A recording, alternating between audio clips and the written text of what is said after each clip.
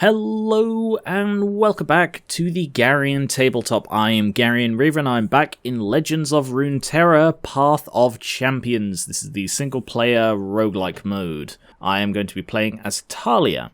And a little while ago I did a video on the first time I played as Taliyah in this, and I wasn't really clicking with landmark decks, but genuinely she is one of the most powerful people in this, I think. So I've got her up to level 15 now. I'm trying out Luden's Tempest on her because of her skill there, and the attack boost is just because, yeah, I can't have a second rare one on there. But we are going to the desert, and we're going to try and face Kaisa, because you need to beat with a Shurima champion, who Taliyah is. Now this is a tough one. Both this and the other 3-star are both quite tough because Irelia in this is a monster. Not as bad as Lee Sin in the Shadow Isles one, but still awful. So let's see. Oh, start with a mana gem. Copy the first card. That's always... it's a legendary, which is amazing, but that is a really powerful one. So that is incredible that that popped up. So, Taliyah to begin with, but nothing else playable. That's not great, but will do. Turn off emotes, of course, because I hate the smug Lux one they do whenever they kill something powerful. But yes, her star powers, are that you start off with a hibernating rock bear, but every time an ally landmark is destroyed, you get +1 to everything. And all allies have 1/1 and Overwhelm. This is stunningly powerful. Everybody has Overwhelm, just all the time. I have no idea how that's balanced. I mean, it's not balanced. It's very, very unbalanced, but it's normally the one of the first powers I go for if I can see it, because it's just really useful to have. But yeah, now I'm just going to do this and... look at that. Turn 2, and I've got 3 9+ attack guys. Yeah, go on, try and attack me. Oh, he actually is. Wow, okay, sure. I'll just block that. So this doubling thing, this is already a fairly powerful build. And then with this legendary doubling ability, just... like, they've all got Overwhelm. It's incredible. They don't stand a chance here, so let's just attack, I guess. I've won. That was quick. This may not take me that long. Let's go with the Rock Hopper Fearsome. I don't really want to add a 6-cost card, and I don't think that really plays into my strategy at all. So let's see our support champion. Atrox, one of the new ones. I don't really know anything about him. I'm not particularly bothered about the new Darkins. I think Darkins are really overdone at the moment. Like, the last, 2 events, or the last 1.5 events, or whatever, have been about them, and, they're just not that good. I think I'll go with Pantheon, because Ziggs' ability is awful. Pantheon's ability isn't great. I think I'm actually going to refresh. Tristana doesn't work in this. He's got a terrible ability. I guess I'm going Viego. I want that shop. However, that means I need to go through one of the hardest people in this, the Profiteer. Turn off that. And yeah, that's fine by me.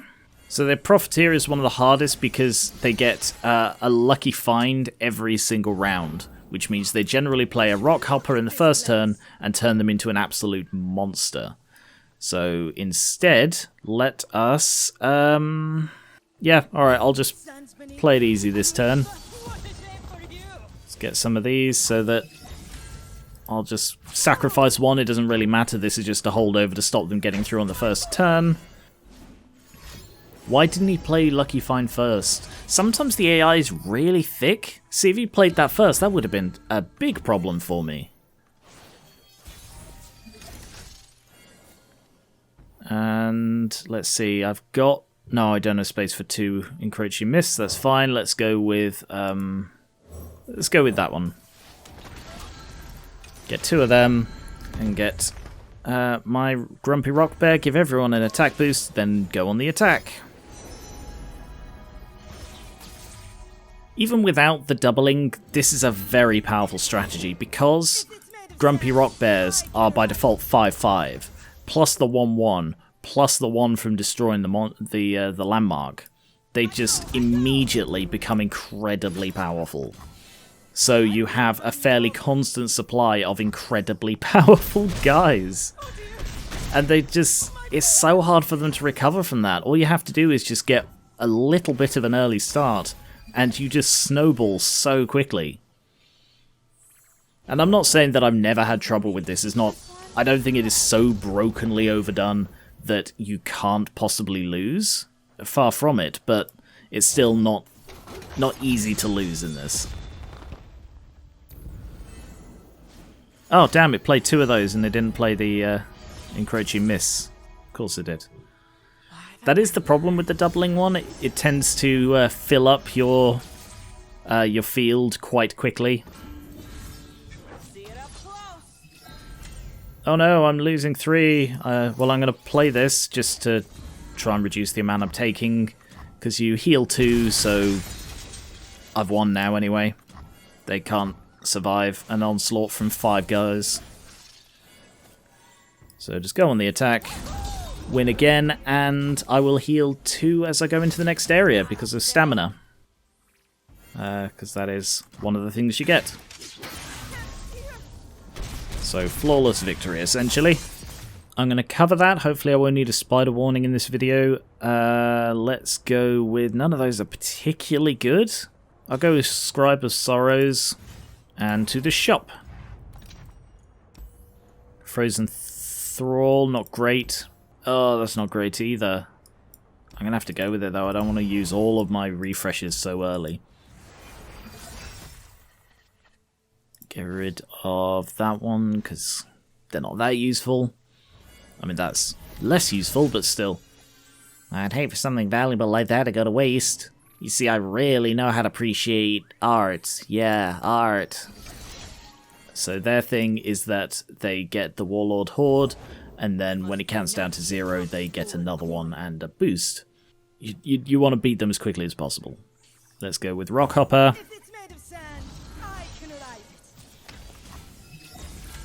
Yep, just sacrifice 1, doesn't really matter. I have tons of guys. Actually, the doubling might not be that advantageous for this deck. Like, it as clearly shown, it does have some very powerful things it can do. Is that going to do anything useful here? No, I should go on the attack. But the thing is, landmark decks already have a problem with overfilling their field, like with the Roiling Sands. So, having double of everything... Oh, damn, it's going to predict again, isn't it? Oh no, it draws again. Yes, of course. Yeah, having double of like Roiling Sands is not that useful. So now my board is full. But you do get little combos like that where they play something and you power up from it. So I'm going to have to just play this, and it's going to waste 3 bloody cards, but not really much I can do there.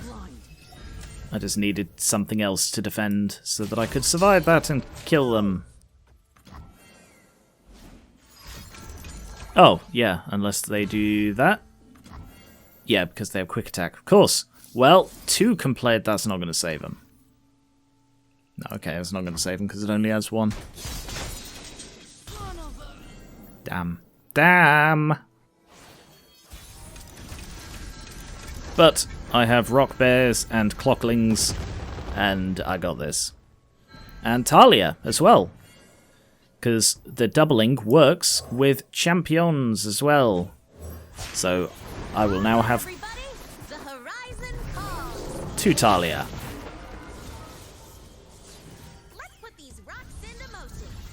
So Taliyah has the extra damage, meaning that deals 4 because there are 2 of them. 3 times, so that is very powerful as well. So this should be the victory now. Because they're just gonna look at all of that. Yeah, that was... Taliyah is a bit of a win button with it. Oh my god, look at that. Just machine gun rocks. I think I'm going to go Withering Mist, because double that is not bad at all. Rekindler. I don't recall what the Rekindler is, but I don't have the money to go to the shop, so let's go find out. Oh, buy a second chance. Okay, no, I don't need that. But I think I'll try and cut a card. I'm going to cut the Invasive Hydrovine. It's not necessary in this deck. I already have lots of high attack guys that I don't need a 7 cost one. Irelia, awful person to fight, because what she does is whenever she blade dances, it buffs one of their units, and they then attack with it. So, that's bad. That is very bad, because it means they can just churn out hits with powerful units. So I want to beat her as quickly as possible, which I guess is best with a Rock Hopper here. And on the attack. Yeah, lurking is not good with this deck. I bought it because I didn't want to waste another refresh, but it was a waste of a purchase, really. I generally have the attitude of I'd rather buy a useless ability just in case than not. Oh no, there's Irelia already. Oh no! Oh no! Okay, let's go with 2 of them. And then I'll be able to imagine possibility them next turn. I just need to survive this turn, which is going to hurt. Oh no. See, the thing is, that isn't even her attack, so she'll still do an attack with it, including them, in which case I need to survive this. Bloody hate Blade Dance decks. Okay, here they come. So she's doing fast attack, so I think I'm better off just killing both of them. Yeah, they're tricky, so you're better off killing them as soon as you can. Do I want Predict? Yes. Let's go with that one. I kind of should have had a guy on the field. No, it's okay, it's fine. I can still play one.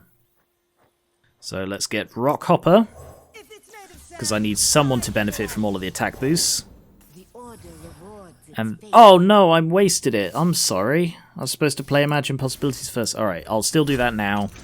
They'll still buff both of them. Oh, I did sort of mess up there. That's okay.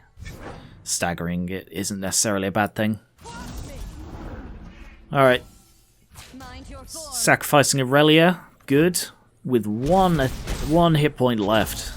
One Nexus point left. Sorry, it's been a little while. I've not been playing this recently because like my internet wasn't very good, and you basically need a constant internet connection to play even the offline modes, the single player stuff, which is horrendously irritating. But now my internet is much better, so I can. Okay, what's coming? Drain 2/2? Yes, that's very good. Both heal and kill off Irelia. Yay! Yay! I was playing a Path of Champions earlier as Gwen, and just every time I play something, it was... Oh, who was I fighting? I think it was Viego in the Galio campaign, and every time I'd play something, he'd like counter it. He'd like, every time I play Gwen, it's like, oh, kill this unit. No, don't do that. Every time. I lost like 3 Gwens to it. It was insane. Yeah, you've really got to have high health to survive this stuff. But I have now beaten her, because there is absolutely no chance she can survive this attack. And the plus side is, because she's a champion fight, I will fully heal. So that's not a concern. I'm going to go with the Taliyah -1 cost, because that's always a good one to go for. Sooner I can get Taliyah out there, the better. Round, start, rally. Yes, amazing. So, spells chest or that one. I've got to go for that one. The Taliyah sort of accompaniment cards just have such beautiful art. Like, or maybe not so much. I mean, that's adorable. But like the Psy Scout and stuff all have really, really pretty art. Right, let's get rid of the second Taliyah. So they've got, if they have a landmark, their strongest unit gains 3/3. And of course it's a vicious enemy, so that they're stronger, starting mana and starting card hand. So they are a very tough enemy, but I do have double cards, so I should be able to handle this. Best killer off when I'm summoned. Oh, that's okay. It's just a summon one, but still. Augment.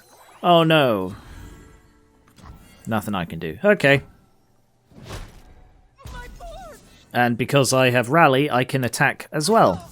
And I doubt he'll block it because it's Overwhelm and Quick Attack.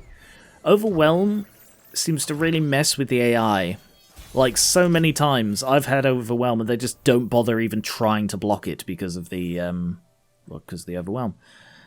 So let's get the Rock Bear. And then on the attack again. Just hitting really hard. See, just not even trying to block it. I mean, I suppose it's just sacrificing it for essentially one less damage. But sometimes you could just really exploit that because you know they're not going to try and block it.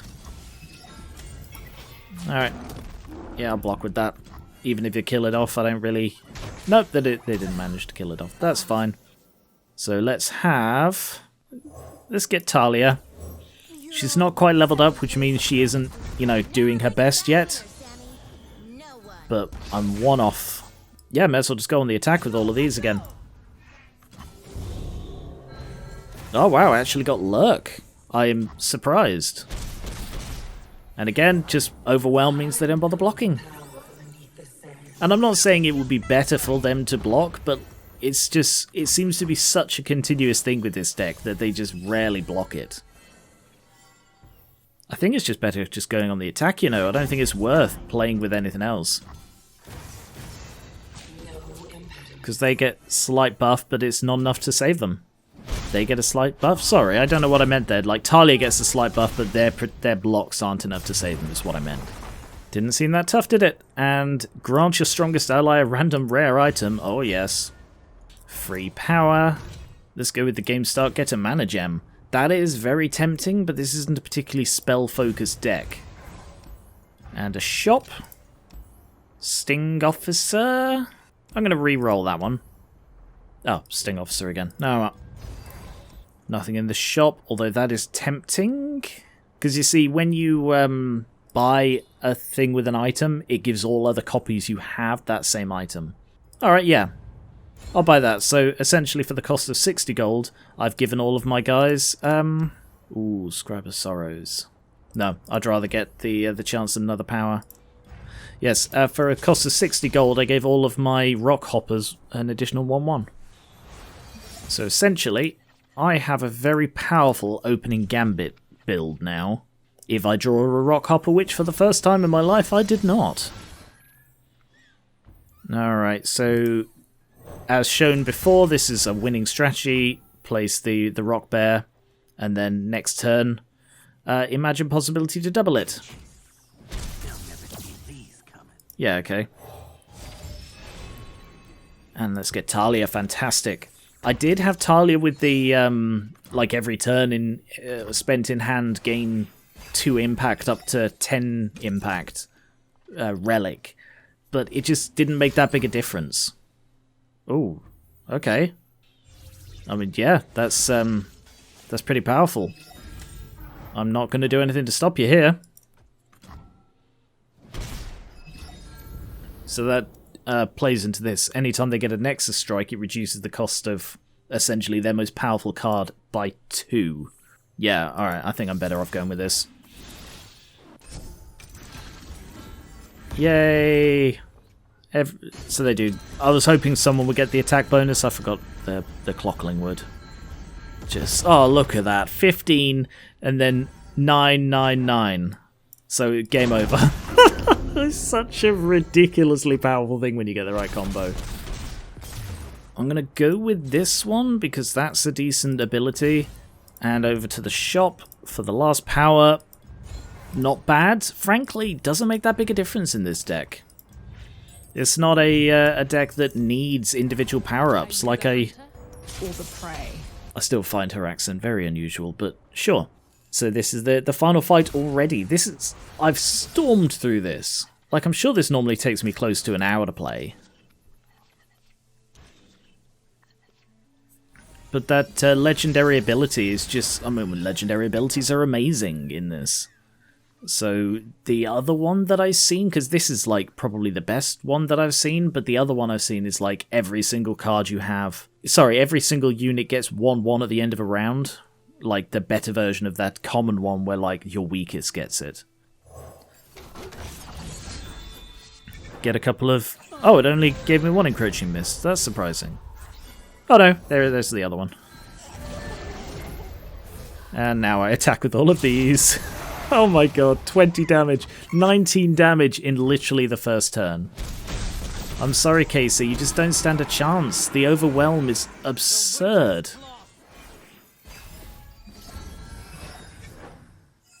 So their thing is that the round starts, they each get 1/1 and a random keyword. So they have quite a powerful ramp up of their own. That is a better version of that legendary ability I literally just mentioned.